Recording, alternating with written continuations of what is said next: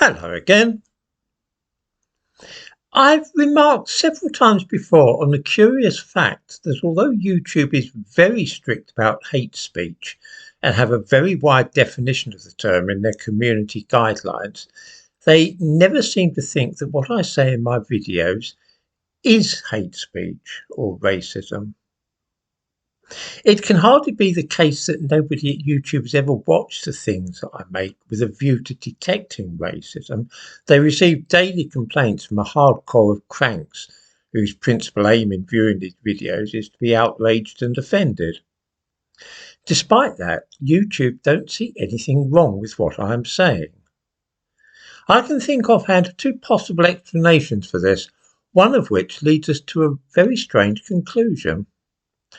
One possibility, and this is favoured by some of the less well-balanced people who comment here, is that I am really a Jew, and since YouTube is part of some grand Jewish conspiracy, they look benignly upon me and allow me to get away with anything. This does not strike me as likely, to say the very least of it.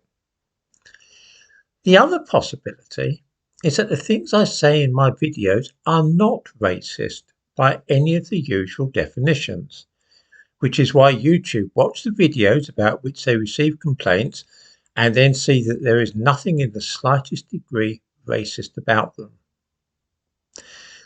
This leads us to the strange conclusion which I mentioned.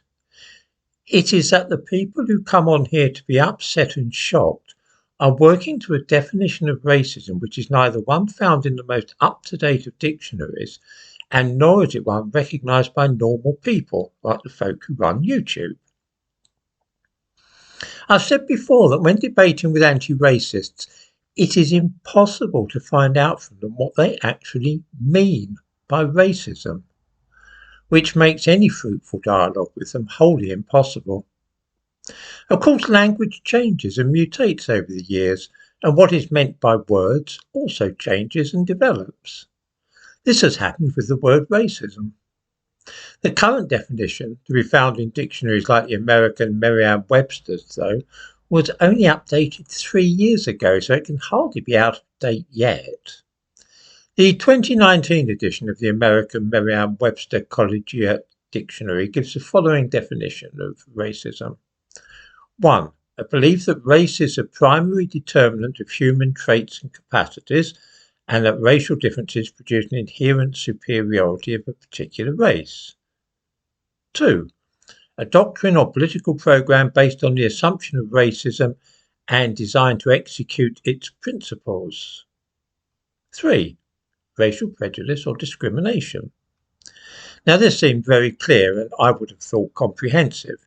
However, on the 28th of May 2020, a young black student in the United States sent an email to Merriam-Webster asking them to consider altering the definition to include the idea of racism as entailing systemic oppression and being dependent for its existence upon an imbalance of power.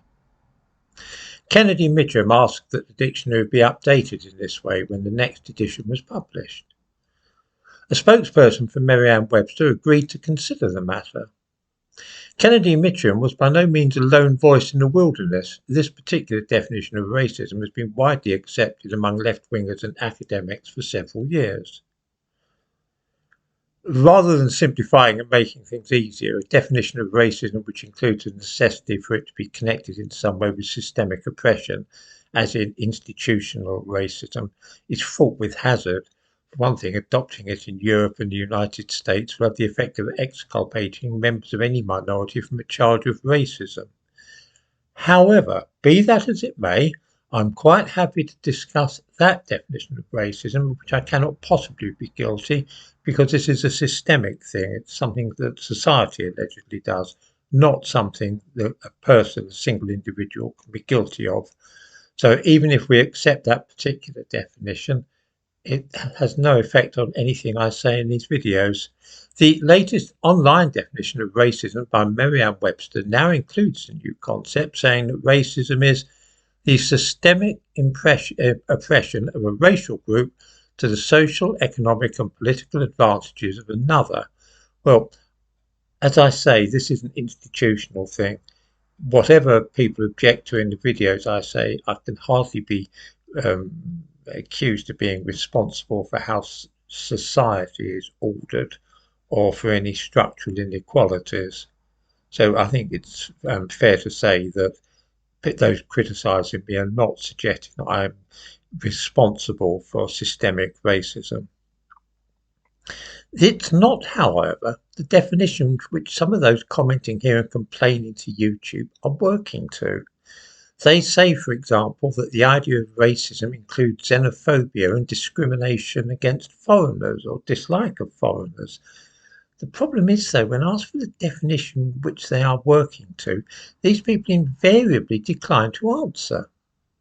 There's no mention of nationality or xenophobia in the dictionary definitions of racism, so those who are coming on here and complaining about me, and complaining to YouTube about me, obviously have a different idea of what constitutes racism.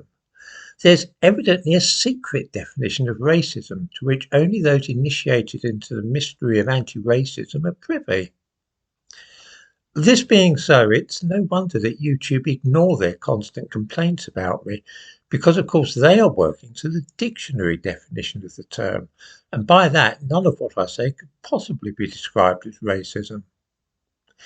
If only I knew what anti-racists meant by racism, then it would be possible to have a sensible conversation, but I don't expect this to happen anytime soon.